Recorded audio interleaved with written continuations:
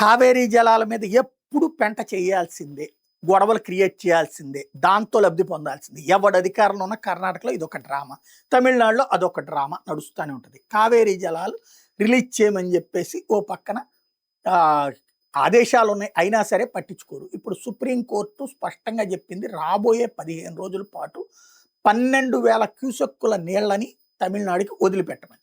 కర్ణాటక ఎందుకు వదిలిపెట్టట్లేదు? ఈ దఫా కరువు వచ్చింది, కరువు కారణంగా మా రైతులకే నీళ్ళు ఇవ్వలేకపోతున్నాం కాబట్టి ఇది మేమే వాడుకుంటాం అని చెప్పింది.